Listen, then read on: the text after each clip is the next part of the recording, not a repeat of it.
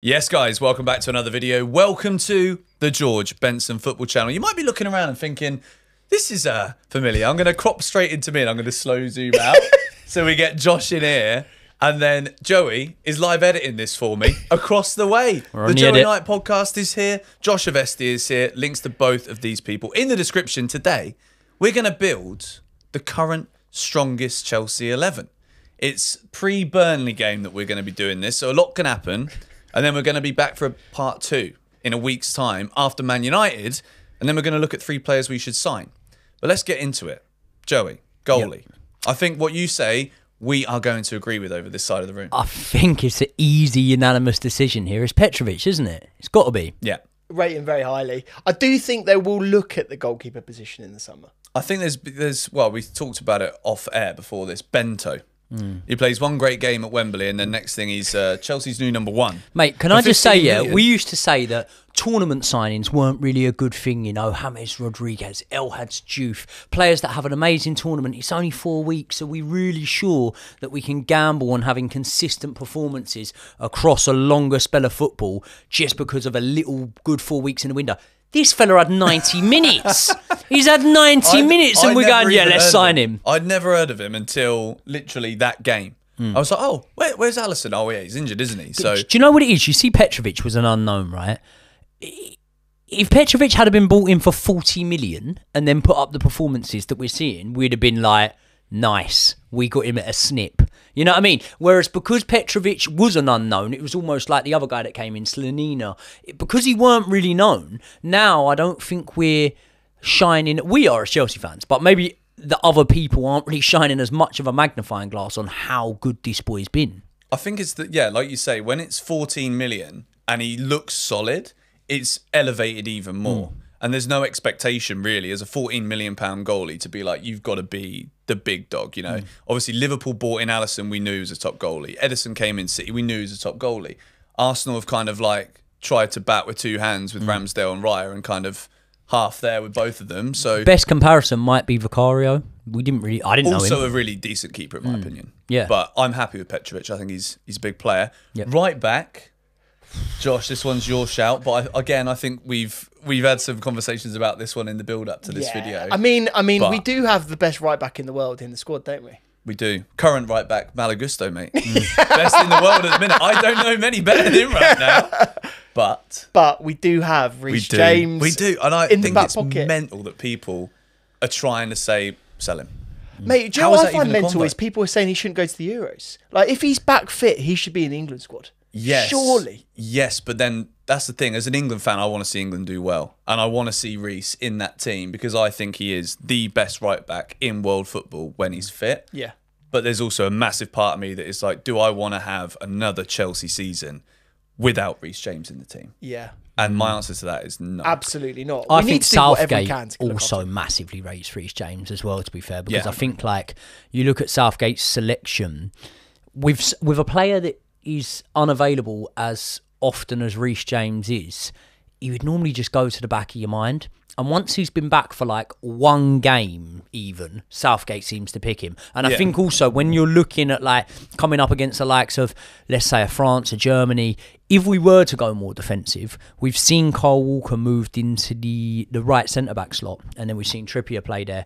I think if it's between Trippier and Reece, I think Southgate would play Reece if he's fit and available. So yeah, if he's fit enough, then I think Reece gets in every day of the week. So he's the right back. Can we also just say captains are important as well, and he's definitely our best captain. 100%. He's just got that. Captained about 5 minutes so far this season. But yeah. No, but he is, like, look at the squad though. We don't have captains. Like, back in the day, we used to have about 8 captains in our squad, didn't we? Yeah. And, like, he's definitely the best one.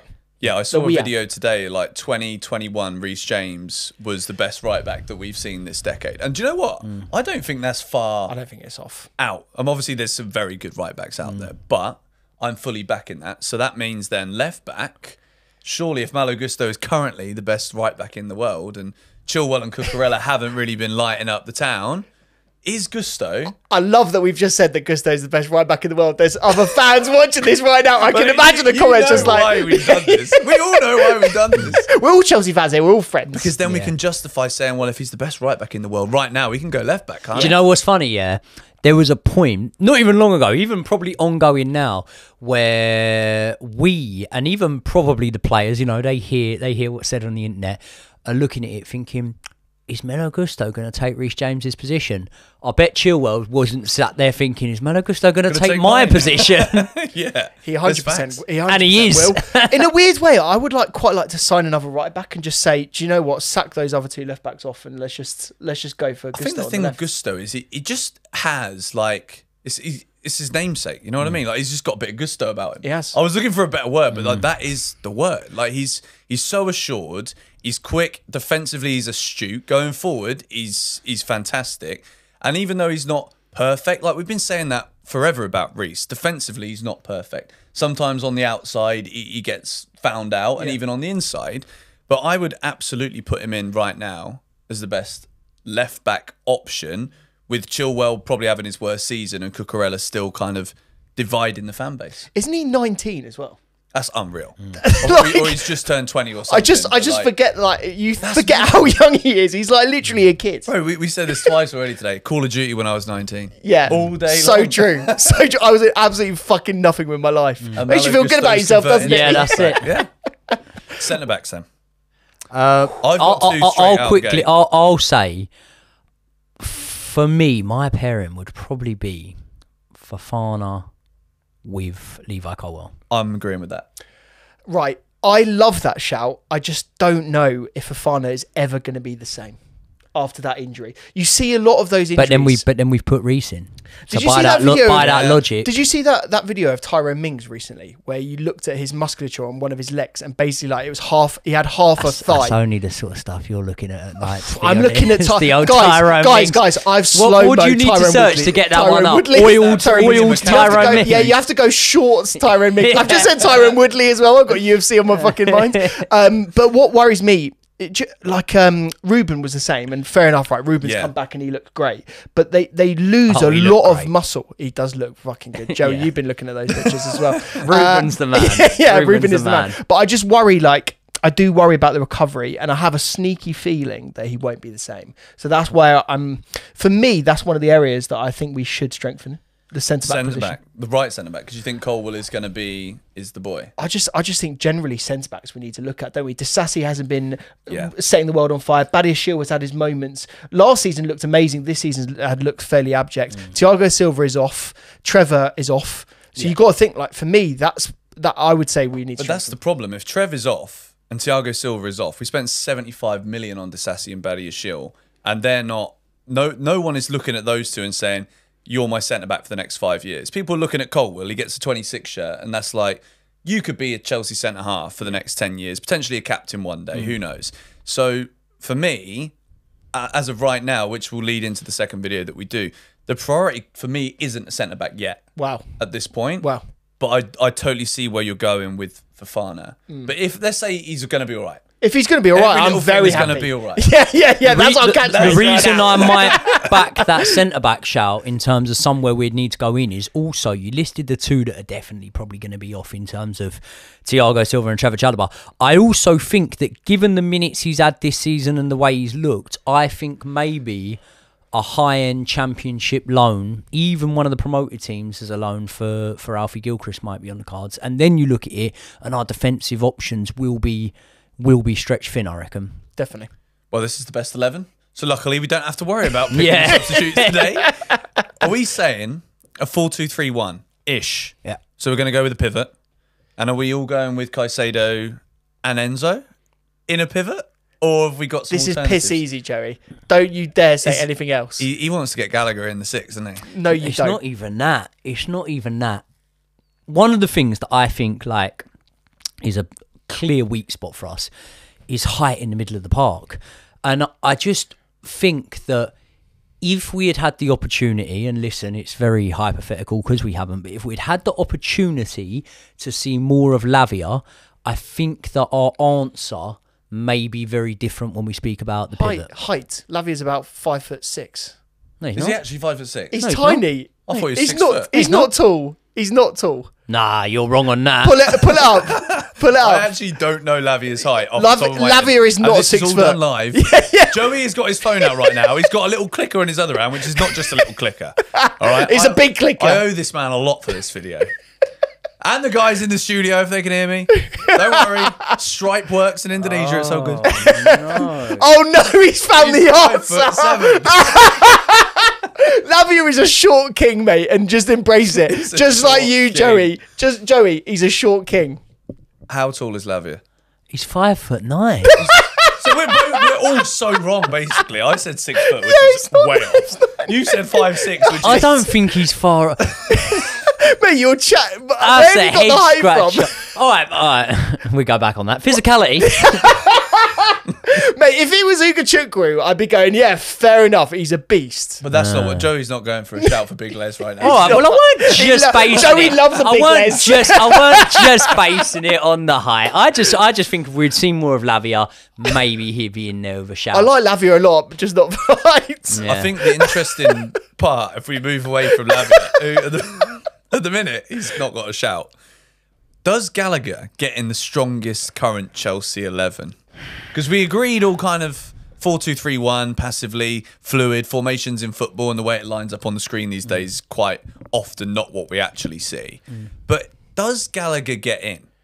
Well, do you know what we've done with this 11 so far is we've sort of disregarded form and availability, and we're just going. We're going for the strongest. But is it? And then if you're disregarding form and availability, I think that it makes your answer a little bit more simple, and you go, maybe Gallagher doesn't get into it. But if you're going on form and availability this season, it's a no-brainer. Of course he gets in there as well. Yeah. Which, again, like when we're talking about strongest 11, I think a big Pochettino issue and a Chelsea issue has been the lack of continuity when it comes to 11s. And I think as much as we've all had our says throughout the season about is it the tactics that have been good, is it the selections, I think it's been always against Pochettino where, for even against West Ham, remember at the start of the season when Khan scores that goal and we're like, we're looking really good here, and then within 5 minutes he's gone, and that is the whole of that potential lineup. At the time I'm like, that's a strong 11, and then it's gone.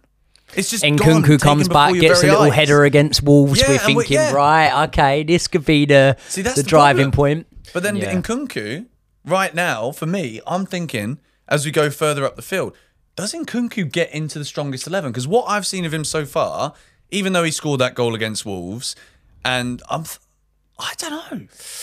I understand why you're reticent about it, but I feel like he's trying to match players that have had match fitness for a very long time. He's basically hasn't had the preseason because he did have a preseason but then didn't, and then he's coming back into it. I do think we're slightly harsh on Nkunku because let's be honest, technically he's probably the best. You know, the first player. few games when he come back, I thought he looked amazing. I was at preseason. I was at the Newcastle game. Yeah. What was that? Was that in the cup? It was in the cup. I was at that Newcastle game. He come on as a sub, and the way he was gliding about the pitch, I thought, oh my God, we've got something special here. Obviously, Wolves scored a goal. Liverpool, you know, he had a quiet one against Crystal Palace, but he scored a goal against Liverpool, made that out of nothing. I think we'll see big things from Nkunku, but again, it's the question marks around the fitness. I think this is where it gets so hard, though. This is where it gets so hard because if we go with, are we going with Enzo and Caicedo as the pivot? I think we should do.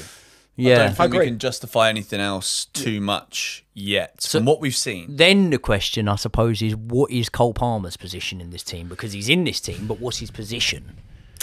You like him as a centre attacking midfielder. I prefer him as a cam, yeah, I do. I do as well, but then I also am starting to like the idea of your boy. Starboy. As a 10. Not just my boy, Starboy. Pin up, hero. He's so good in that position. I do think with the amount of talent that we have, and you think about players like Carney, who we haven't mentioned, who we should. Yeah. Gallagher is still there until he isn't, and quite frankly, I do think he will be sold, mainly for PSR reasons. Yeah. But I could see him going. That's why he wouldn't be in my best 11 because I just think he's gone. I think it's disingenuous to say going for the future forwards. of Chelsea, it looks less likely that Gallagher's around. Yeah, 100%. So I do think Cole has done so well on the right. It's weird not to put him on the right. Yeah. That's what I'd say for now, but I'd say also looking at that, if you want to get the best out of him, probably as a 10. Yeah. But then you'd look at the right wing position and be like, well, Noni Madueke isn't quite up to the strongest Chelsea 11 But that's why I would put Nkunku on the right. Nkunku on the right. I think we've not seen Nkunku on a wing enough, and I actually think that's probably one of his better positions. So Nkunku right, yeah, Palmer central. That's the how you get the could best do it. out of probably the best player this season. Yeah, or just have all three of them rotate.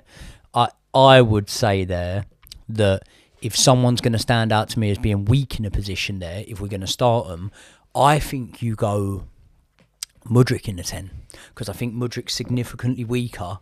And on the left-hand side, I think he's left on his own more on that left-hand side. So I think then you'd probably go Mudryk in the 10.